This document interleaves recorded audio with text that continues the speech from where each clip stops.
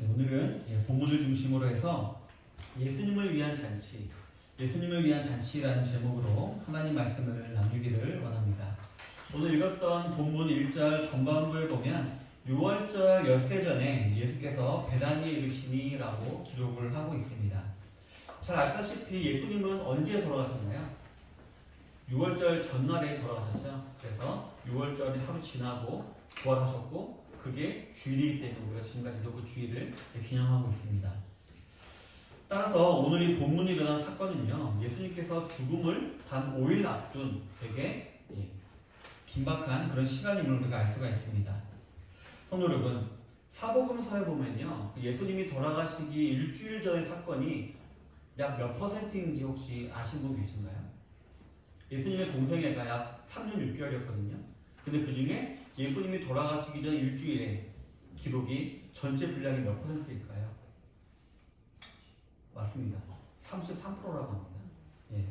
그래서 거의 이 일주일의 사역에 이 모든 사역이 성경의 기록이 집중되어 있는 걸 볼 수가 있는데요.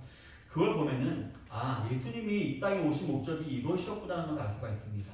우리를 행복하게 해주고 우리를 물질 풍요를 이게 아니라 우리의 구원을 위해서 십자가 사역을 위해서 대신 죽어주시기 위해서 이 땅에 오셨다는 것을 반증하는 그런 사실이라고 볼 수가 있습니다.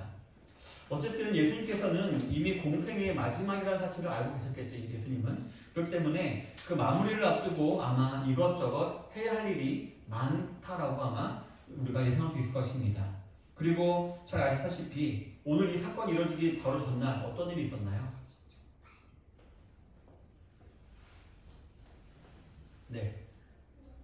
종려주일이죠. 사람들이 막 종려가 힘들면서 호산나 우리의 왕이 하면서 막 환영했던 그 일이 이제 벌어진 바로 다음 날이 바로 오늘 사건의 본문인 것입니다. 따라서 이 많은 예루살렘 성에 있는 고위층들이 그 모습을 봤겠죠. 예수님이 입성하는데 이 많은 사람들이 환영하고 하는 거 보면서 저 예수님과 친해져야 되겠다. 예수와 좀 이렇게 좋은 관계를 유지해야 되겠다라고 아마 많은 서기관들이나 유대인들, 고위층 사람들은 생각했겠죠. 따라서 모르긴 몰라도 아마 수많은 초청을 받았을 것입니다. 같이 저녁 식사합시다. 같이 우리 교제 나누시다라고 초청을 받았을 것입니다. 하지만 예수께서는 그러한 초청을 다 거부하시고 어디로 오셨나요? 이렇게 영광에 입성하신 이후에 곧바로 예수님은 이 베다니 마을로 오신 것이었습니다. 정말 되게 조그만 마을이에요. 그 예루살렘으로부터 한 2.3km 떨어진 되게 작은 마을입니다.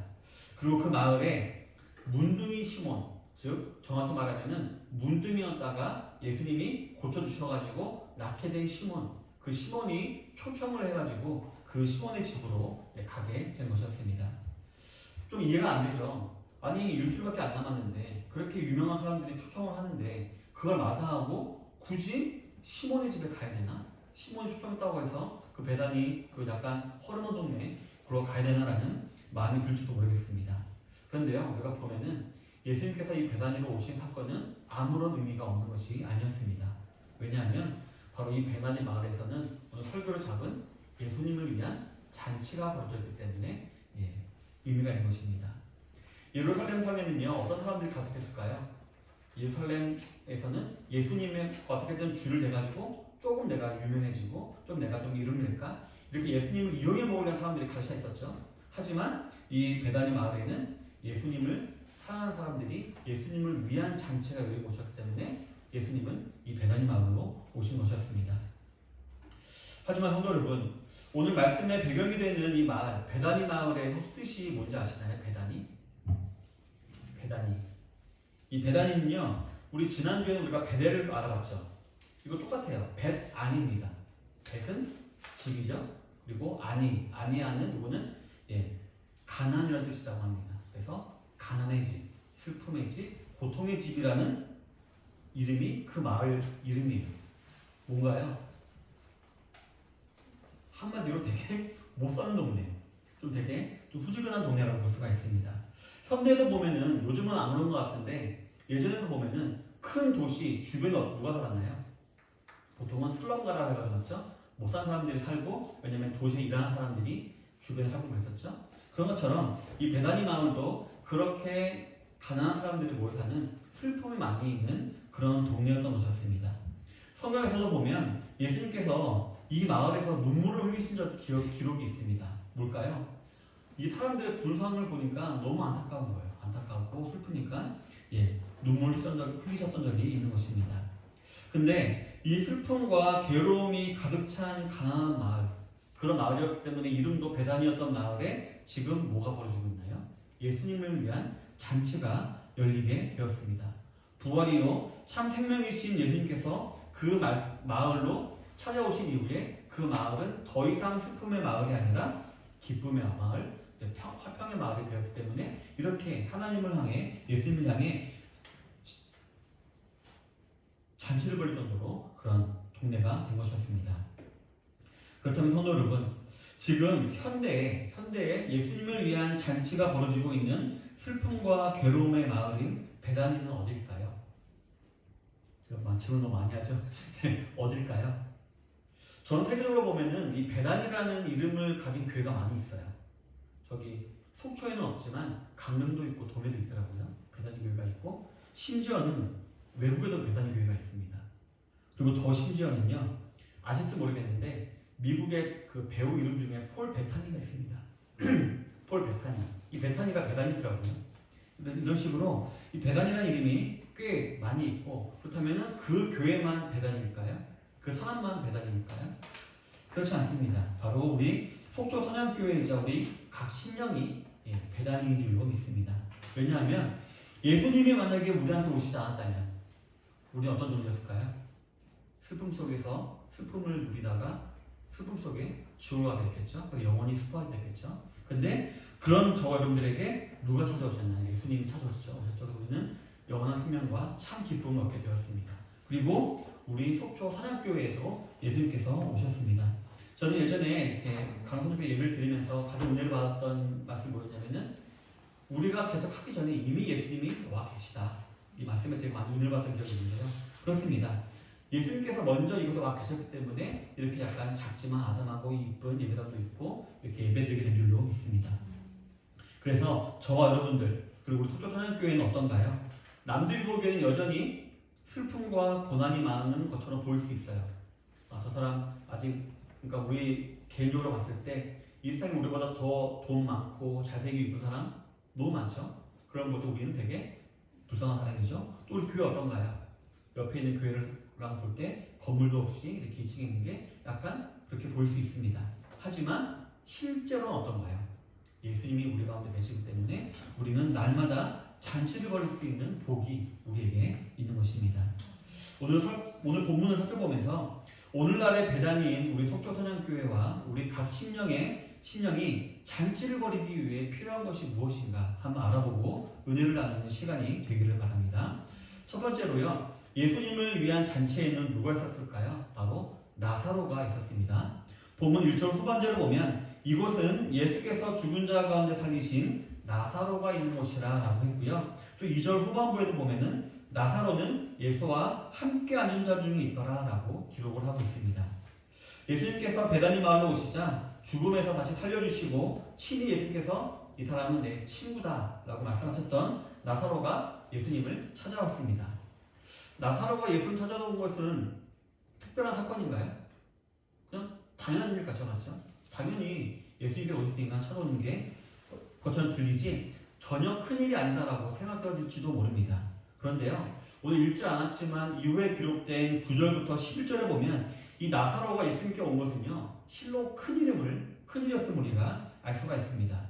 이 본문의 기록을 보면 유대인의 큰 무리가 예수께서 여기 계신 줄 알고 오니 이는 예수만 보기 위함이 아니요 죽은 자 가운데 살리신 나사로도 보려 함이로라. 대제사장들이 나사로까지 죽이려고 모의하니 나사로 때문에 많은 유대인이 가서 예수를 믿음이로라 라고 했습니다. 나사로가 어떤 사람이 되어있나요? 이제는 누군지도 몰랐죠. 그냥 죽은 사람이었죠. 근데 나사로가 어느새 많은 사람들을 예수님께로 인도하는 그런 거물이 되어 있는 것이었습니다. 즉 이제 서기관들과 바리새인들도 주목하는 요주의 인물이 되어 있었고 예수님과 더불어 죽이려고 할 정도로 큰 인물이 되었던 것이었습니다. 그렇다면 왜 사람들은 이 나사로를 죽이려 했을까요? 바로 나사로가 경험한 사건, 죽었다가 사흘 만에 다시 살아난 사건이 너무나도 놀라운 사건이었고요. 이 사건 때문에 뭐가 증명되었을까요? 예수님이 하나님의 아들의 사실을 증명되었기 때문에, 예수님이 너무 큰 증인이었기 때문에 바로 이 바리새인들의 타겟이 되어버리고 만 것이었습니다. 그런데 그랬던 그가 그런 위험을 무릅쓰고 지금 예수님께로 온 것입니다. 성도 여러분, 현대에도 죽은 지 3일이나 지난 사람이 다시 살아난다면 어떨까요? 그렇네. 그럴까요? 아니죠. 전 세계적으로 아마 빅뉴스가 되어서 며칠 동안 이렇게 뉴스가 나오고 인터뷰하고 막 그럴 것입니다. 따라서 예수님의 공생애 당시 약 2000년 전에는 이 사건이 얼마나 큰 사건이었는지는 아마 두말하면 잘 보일 것입니다. 따라서 이러한 기적을 체험했던 나서가 어땠을까요? 너무 바빴을 거예요. 여기 가서 좀 간증 좀 해라. 이 동네 와서 우리 교회 와서 간증 좀 해라. 이런 식으로 간증하러 여기저기 막 돌아다니면서 그래서 막 간증했을 것입니다. 그렇기 때문에 이 나사로 때문에 많은 사람이 예수님 믿게 됐겠죠. 이 사람이 그냥 가만히 있었으면 아무 능력이 없었을 것입니다. 여기저기 다니면서 간증하고 막 했기 때문에 예수님을 많이 믿게 되었을 것입니다. 그래서 방금 이것도 부분에 보니까 바리새인들도 나사로 저놈을 죽여야 되겠다라고 생각하게 된 것이었죠. 어쨌든 이 유명하고 바빴던 나사로도 예수님께서 베다니 마을로 오시니까 한 걸음에 달려온 것이었습니다. 그러자 슬픔의 집과 괴로움의 집이라 불리던 베다니 마을은 예수님뿐만 아니라 나사로 때문으로도 기쁨이 넘치고 분배게 되었던 것이었습니다. 성도 여러분, 만약에 성도 여러분들이 나사로와 같은 경험을 했습니다. 그래서 막 불러요. 이 교회 저 교회 막 불러요. 그래서 막 수십 개 교회가 다 했어요. 그럼 어떻게 될까요? 그 마음이 약간 조금 붕 뜨지 않을까요? 나도 예수님 수준인가? 그래서 교만이었을 것입니다. 그래서 우리 생각에 이러다가 우리 사람이 연약하기 때문에 또 교만해지지 않을까? 예수님이 나쁘지 않을까? 라고 생각을 할 수가 있는데요. 하지만 다행히도 나사로는 그렇지 않았습니다. 그 바쁜 와중에도 예수님이 베다니에 오셨다는 말 듣자마자 바로 달려온 것입니다. 제가 이 부분을 보면서 어떻게 나사로가 이렇게 됐을까라는 생각을 해보니까요. 제가 아까 읽었던 9절 11절에서 제가 힌트를 얻었습니다. 바리새인들하고 서기관들이 나사로를 죽이라는 사실을 나사로가 알았을까요? 몰랐을까요? 알았겠죠. 분명히 자기는 죽었다 살아났는데 또다시 죽음의 위협을 받고 있습니다. 이걸 보면서 이제 나사로는 그렇구나. 내가 비록 다시 살아났지만 이 생명이 전부가 아니구나. 나에게는 영원한 생명이 더 중요하구나 라는 것을 알게 되었을 것입니다. 그렇기 때문에 그 생명의 주인이신 예수님께 나사로는 한 걸음에 달려온 것이었습니다. 성도 여러분, 이렇게 예수님을 위한 잔치가 열리는 베다니 마을에 나사로가 찾아왔듯이 동일하게 우리 속초선영교회에 예수님을 위한 잔치가 열리기 위해서는 누가 찾아와야 될까요? 수많은 나사로들이 찾아와야 할 줄을 믿습니다. 그렇다면 나사로는 누굴까요? 저와 여러분들이죠. 저와 여러분들은 나사로와 마찬가지로 이미 죄로 인해서 죽어 있었죠. 근데 그런 우리가 예수님의 놀라운 은혜를 말미암아 거듭나 새 생명을 얻게 되었습니다. 그렇기 때문에 이러한 놀라운 은혜를 받은 저와 여러분들은 항상 이 교회에 와서 예수님을 위한 잔치를 풍성하게 할 수 있어야 하는 것입니다. 그리고 앞서 보면은 나사로 때문에 많은 사람들이 이 잔치에 왔다고 했었죠. 나사로가 무엇을 했기 때문에 그를 보러 왔나요? 바로 나사로는 가만히 있지 않았죠. 자기가 경험한 부활을 간증했죠. 이렇게 체험을 이렇게 전했죠. 지금 말로 하면은 전도했죠. 그렇기 때문에 그 전도를 말미암아 많은 사람들이 교회로 오게 되었다는 것입니다. 따라서 저 여러분들이 입에는 어떤 말이 많이 나와야 될까요? 야, 그 사람 너무 짜증나지 않냐? 그 부장님 이런 말보다는 나의 구원 간증, 내가 체험한 은혜 이런 얘기를 먼저 하기를 우리가 힘써야 되고요. 그럴 때 참 신기하게도 그렇게 한다고 뭔 능력이 있을까요? 근데 신기하게도 성령님이 일하시면은 그 모습을 가지고도 분명히 그 사람을 변화시킬 수 있습니다. 따라서 우리는 나사로가 되어야 합니다. 나사로는 어떤 사람이었나요? 자신의 구원과 예수 만난 경험을 전한 자들이었습니다. 바로 그런 자들이 저와 여러분들이 되어야 한다는 것입니다. 즉 전도의 삶을 살아가는 나사로가 되어서 이번 한 주를 살고 그 열매와 순종모를 가지고 주일 예배를 드리고 또 말씀 가운데 힘을 얻어 세상으로 나아가시는 우리 성도님들이 다 되시기를 바라겠습니다. 그럴 때 하나님께서는 신비한 방법으로 보낼 만한 영혼들을 우리 교회로 가득가득 채워주실 것입니다. 물론 우리 성도님들은 거의 보통 강릉에 계시죠. 우리 장모님, 권사님은 서울에 계시죠. 하지만 그곳에서 전도를 할 때 그곳 사람들이 속초로 오는 것이 아니라 하나님께서 속초에 구원받고 적절한 영혼들을 우리 교회로 보내주시는 것입니다. 저는 이게 전도의 신비라고 믿습니다. 그러므로 말미암아 우리 속초 선약교회는 매일매일 예수님을 위한 잔치가 열리는 교회가 되어야 할 줄로 믿습니다. 우리 속초 선약교회 설립 목적이 뭔가요? 친절한 이웃교회, 위대한 사명을 수행하는 교회라고 제가 거창하게 말은 하지만 이 교회 설립 목적은 뭔가요? 솔직히 말해서 예수님이죠. 예수 그리스도죠. 예수 그리스도를 전하기 위해서 이 교회가 세워진 것입니다. 따라서 우리 교회는 이런 나사로가 많이 모이는, 그래서 예수님을 전하는 교회가 되어야 하고요. 그래서 그러므로 말미암아 우리 교회와 예배에는 기쁨이 넘쳐야 하는 것입니다. 우리 교회의 모든 성도님들이 이 시대에 나사로로서 많은 사람들을 올바른 길, 즉 생명의 길로 인도하여서 다니엘서에 기록된 대로 하늘의 별과 같이 빛나게 되시기를 바라겠습니다. 두 번째로 예수님을 위한 잔치에는 누가 있었을까요? 마르다가 있었습니다. 본문 2절 전반절에 보면 거기서 예수를 위하여 잔치할 때 마르다는 일을 하고 라고 했습니다. 예수님께서 배달이 마을로 오시자 누가 왔냐면 바로 나사로의 여동생 둘도 같이 찾아왔습니다. 그 중에 언니인 마르다는 특기가 뭐였나요? 봉사, 공궤, 식사대접 이런 게 마리아의 특기였습니다.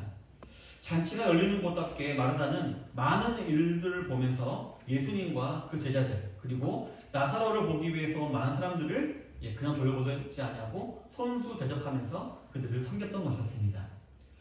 흔히 마르다는요 성경에서 가장 바쁜 여인으로 소문나 있습니다. 소문나 있고요. 그래서 혹자들은 이렇게 비교하곤 합니다. 야 마리아가 더 낫지. 마리아처럼 말씀을 들어야지 뭐 봉사를 하냐 라고 하면서 마르다를 되게 우리가 폄하하는 경향이 있는데요. 근데 우리는 성경을 잘 봐야 됩니다. 예수님께서 마르다가 잘못했다라고 말한 적이 있을까요? 성경에 있을까요? 그렇지 않습니다. 그리고 그녀를 책망한 적도 없습니다. 그저 예수님께서는 마르다가 불평을 하자 불평하지 말라라고 말씀하셨죠. 마르다야 너가 지금 많은 일 때문에 염려하고 근심하고 있는구나. 근데 몇 가지만 해라. 그 중에 한 가지만 해도 된다. 마리아는 그 많은 것 중에 자기가 제일 좋아하는 거 한 개를 택했다. 그게 말씀이었다. 그러니까 너가 괜히 비교해서 하지 말고 너는 네가 좋아하는 거 네가 해라라고 말씀하셨지 마르다를 이렇게 책망하신 적은 없는 것입니다. 즉 마르다는 여러 가지 일 중에서 자기에게 더 좋은 편을 택해서 일을 하고 있는 것이었습니다. 성도 여러분, 이 성경에 보면은 그 이름들이 막 적혀 있잖아요. 어떤 사람은 그냥 뭐 신하의 딸 이런 식으로 이름도 안 나오고 있는데 이상하게 마르다, 마리아, 나사로 막 기록되어 있고 막 그런 기록되어 있잖아요. 이 사람들은요 보통 사람들이 아닙니다. 어떤 사람들일까요? 솔직히 이 성경이 대부분 초대교회 교인들에게 보내진 편지하고 그런 거잖아요. 따라서 이 받는 사람들도 누군지 아는 거예요. 예를 들면은 나사로 장로님, 마르다 권사님, 마리아 집사님 다 아는 겁니다. 따라서 성경에 마르다가 적혔다는 것은요 그의 사역이 절대로 헛된 것이 아니었다는 것입니다. 되게 중요한 사역이었고 마르다도 이 봉사와 공개로 초대교회의 큰 일을 감당했던 하나님의 일꾼이었다는 것을 우리에게 알려주고 있는 것입니다.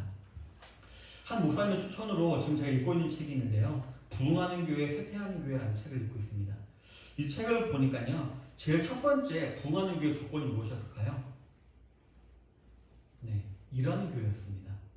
성도님들이 물론 조건은 예배와 말씀과 성도들 간의 교제를 통해서 은혜를 받은 사람들이 자발적으로 교회 일을 찾고 자기가 기쁨으로 일을 감당하는 겁니다.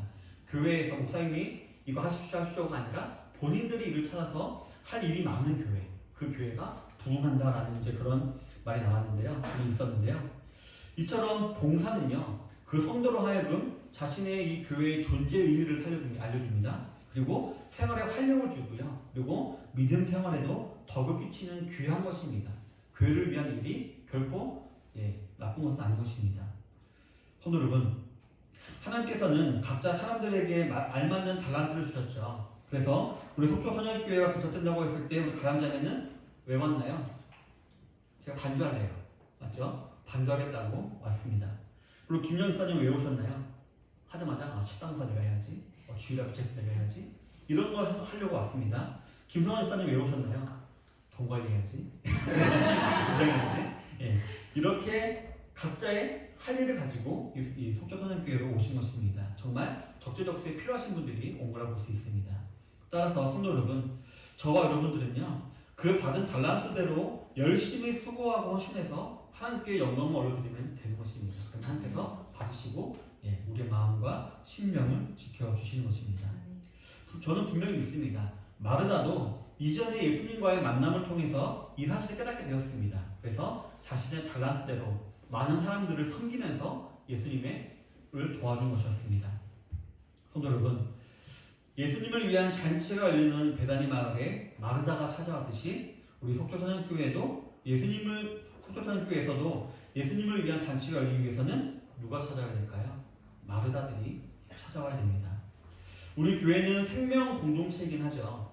하지만 아직 불완전한 이 세상에 존재하고 있는 교회입니다. 그렇기 때문에 사람들의 손이 가야 될 것이 정말 많이 있습니다. 그렇기 때문에 예수님을 위한 잔치가 열리는 우리 교회에도 마르다처럼 자신의 달란트를 가지고 교회를 위해 봉사하는 많은 마르다들이 있어야 하는 것입니다. 물론 어제도 저는 늦게까지 교회를 정리하고 공사도 하고 장도 보고 이것저것 준비하는 등 우리 바쁜 시간을 보냈습니다. 성도 여러분, 참 제가 좋아하는 말씀이 있는데요. 말라기서에 보면은 어떤 말씀이 기록되어 있냐면은 하나님이 기억의 두루마리를 가지고 계시다라고 했습니다. 영어로 하면은 Scroll of Remembranceb입니다. 기억의 두루마리. 그걸 왜 갖고 계실까요? 왜 갖고 계실까요? 기억하시려고. 근데 하나님 모르실 리가 없죠. 다만 우리 사람의 입장에서 우리 은율집에 사실 쓰신 표현인데요. 하나님께서는 정말 우리가 하나님을 위해서 한 일, 교회를 위해서 한 일을 하나하나 잊지 않고 낱낱이 다 기록하신다는 것입니다. 교회에 쓰레기를 줍고 불을 끄는 것과 같은 아무것도 아닌 일처럼 보이는 그런 일들도 하나님은 다 적어놓고 계시고요. 또 반주를 하고 식사 준비하고 청소를 위해서 모이는 것 같은 등 예수님의 몸된 교회를 위해서 한 저러분의 모든 헌신들이 낱낱이 기록되어 있는 것입니다. 왜 기록하고 계실까요? 왜 기록하고 계실까요? 상 주시려고 기록하고 계신 것입니다. 참 여기서 하나님의 양면성을 볼 수가 있는데요. 하나님께서 우리 죄를 어떻게 하시나요? 기억도 안 하시죠. 등 뒤로 던져버리셔가지고 동이 서에서 온 것 같이 기억도 안 하시다 그러죠. 하지만 우리가 이 예배를 위해서 교회를 위해서 한 조그만 일들을 하나님께서 다 기억하시고 다 상으로 주신다는 것입니다. 또한 더 피부되게 말하면 우리 개개인이 이 속초선생교회의 화평을 위해서 낮은 데에 섬기고 봉사하고 희생할 때 우리 사람들은 몰라준 일이 있어도 하나님은 절대로 잊지 않으신다는 것입니다. 이 사실을 확실히 믿으시길 바랍니다. 히브리서는 분명히 말하고 있죠. 하나님께 나아가는 자는 반드시 그가 계신 것과 또한 그가 자기를 찾는 자들에게 상 주시는 이심을 믿어야 할지니라고 분명히 말하고 있습니다. 천국에 가면 내가 받을 상이 많다라는 사실을 확실히 믿으시고 예수님을 위한 잔치가 열리는 우리 교회를 위해 수고, 헌신, 충성, 봉사하시는 성도님들이 다 되시기를 바라겠습니다. 이럴 때 우리 교회와 예배는 기쁨이 넘치는 잔치가 될 줄로 믿습니다. 세 번째로 예수님을 위한 잔치에는요, 그 유명한 마리아가 있었습니다. 3절에 보면 마리아는 지극히 비싼 향유 곧 순전한 나드 한 그릇을 가져다가 예수의 발에 붓고 자기 머리털로 그의 발을 닦으니 향유 냄새가 집에 가득하더라 라고 했습니다. 예수님께서 베다니 마을에 오시자 나사로를 따라 두 여동생 중에 막내 마리아도 찾아왔습니다. 그 중에 마리아는 예수님으로부터 칭찬받던 사람이었죠. 이 좋은 편을 택하였으니 빼앗기지 아니하리라 라고 칭찬받았던 사람이었습니다. 마리아가 택했던 좋은 편은 뭐였을까요? 마리아가 선택한 좋은 거, 절대 뺏기지 않는 거 뭐였을까요? 제가 믿기로는 예수님의 발치입니다. 항상 마리아는 예수님 발밑에 와서 말씀드렸죠. 이 자리를 예수님께 너 이 자리 안 뺏길 거야 라고 하신 것이었습니다. 어쨌든 이 마리아는요, 그랬죠. 그 장치에 다른 어떤 누구보다도 예수님을 섬기는 일에 열심이었고 진심이었습니다. 그래서 마리아는 그 당시 여인들이 시집 가기 위해서는 꼭 필요한 필수품이었다라고 여겨지는 향유, 순전한 나다 한 근을 아낌없이 예수님을 위해서 깨뜨렸고요. 그 향유로 예수님의 발을 씻겨 주었던 것이었습니다. 이 사건은요, 마태, 마가, 누가, 요한 다 기록되어 있거든요. 보면 어디는 뭐 머리에 부었다, 어디는 발에 부었다 다른데요. 이 말은 뭘까요? 네, 다 부었다는 겁니다. 네, 다 부었다는 겁니다. 네, 다 부었던 것이죠. 그 당시에는요, 그 집에 손님이 오면 그 집 주인이나 그 하인들이 그 손님의 발을 씻어주는 것이 예의였다고 합니다. 그런데 누가 이를 안 했을까요? 시몬이 안 했던 것이었습니다. 시몬이 이 집 주인이잖아요. 그럼 시몬이 씻겨주던가 이 시몬의 종들이 이렇게 씻겨줬어야 됐는데 이를 하지 않았죠. 그러자 마리아는요, 자신이 나서서 물이 아닌 그 비싼 옥합을 깨뜨리고 자신의 머리카락으로 직접 예수님의 발을 씻겨주었던 것이었습니다. 마리아의 이런 행동은요, 그녀가 항상 예수님을 최고로 생각하며 그분을 섬겼다라는 것을 의미합니다. 잘 아시다시피 발은 우리 신체 중에 가장 더러운 곳이죠. 특히나 우리 중동지방 같은 샌들을 신고 생활하는 지역은 항상 먼지가 그 발에 있기 마련입니다.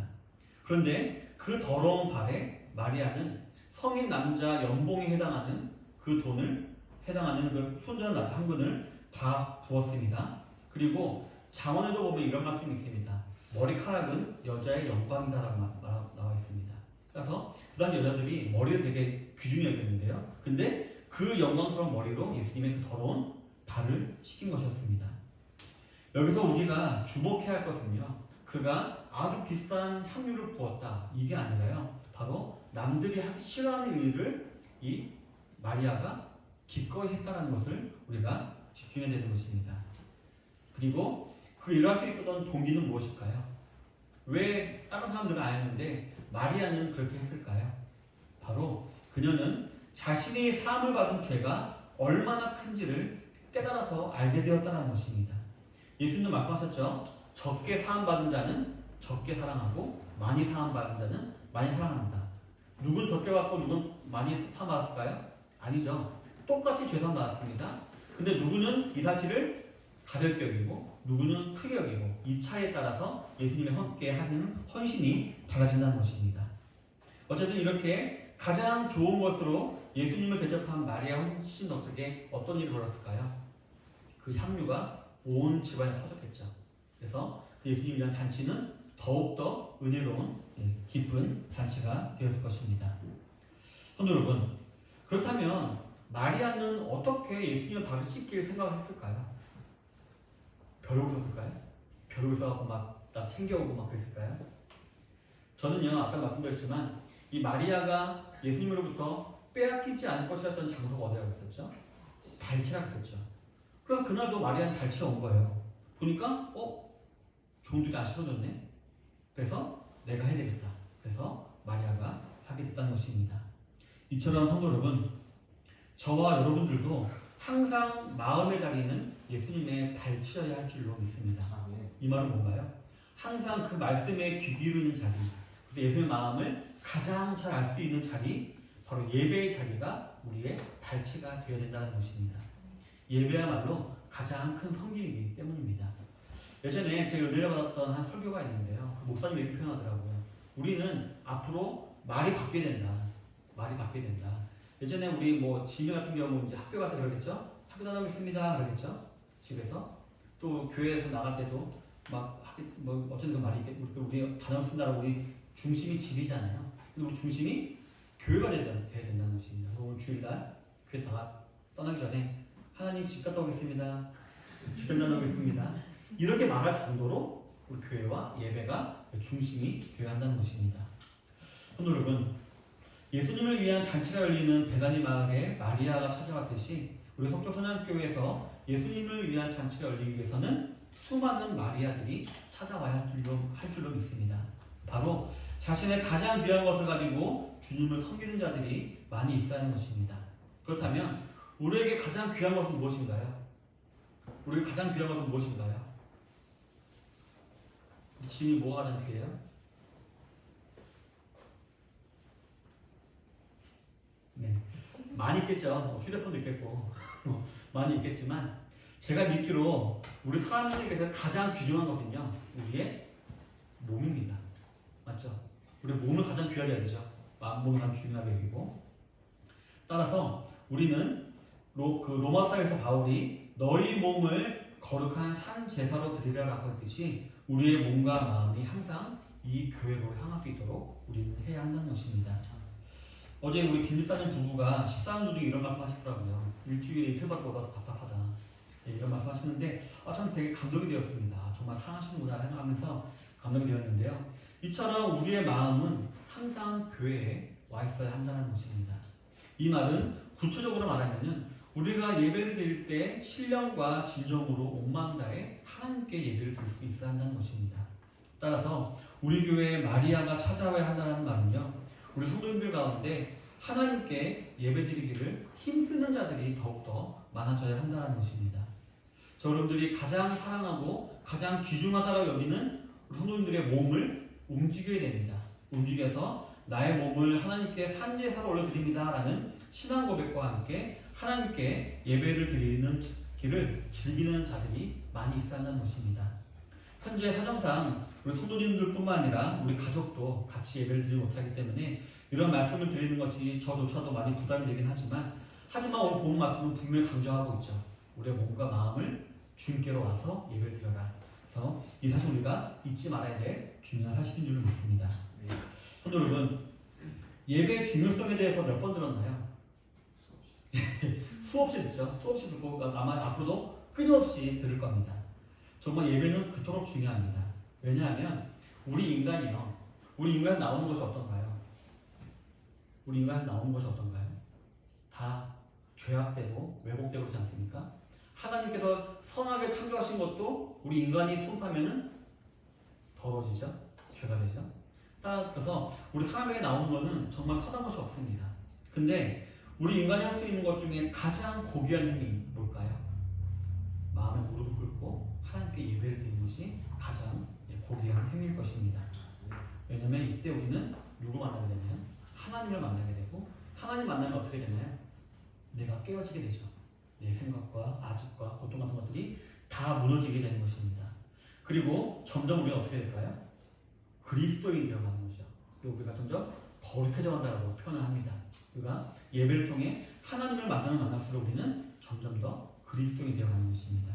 그렇기 때문에 우리 성도들에게 있어서 예배보다 바쁜 일은 없고요, 예배보다 중요한 일은 없는 것입니다. 갓백산 향유로 잔치를 풍성케 했던 마리아와 같이 잔치가 열리는, 예수님을 위한 잔치가 열리는 이 속초 선양교회를 더욱더 풍성하고 또 기쁜 잔치가 열리게 되기 위해서 예수님의 발치에서 예배를 통해서 영광 돌리시기를 소망하는 모든 성도인들이 다 되시기를 바라겠습니다. 아멘. 사랑하는 성도 여러분, 예수님을 위한 잔치가 열리는 우리 교회에는요, 나사로와 같이 날마다 하나님을 만나는 간증이 넘치는 성도님들과 그에 따른 열매가 넘치는 교회가 되어야 할 줄로 믿습니다. 그리고 마르다와 같이 우리 교회를 위해 아낌없이 수고하고 헌신하고 희생하는 충성된 일꾼들이 많이 생겨야 할 줄로 믿습니다. 마지막으로 마리아와 같이 세상의 그 어느 무엇보다도 예배를 중요시 여기어서 예배를 만나 변화되기를 소망하는 예배자들이 더욱더 많이 모여야 할 줄을 믿습니다. 여기에 계신 모든 성도님들이 이 속초 선양교회의 나사로, 마르다, 마리아가 되어 결국엔 예수님을 위한 잔치가 열리는 우리 교회, 또 천국을 더욱더 이렇게 기쁘게 하고 빛내시는 주역이 되시기를 주님의 이름으로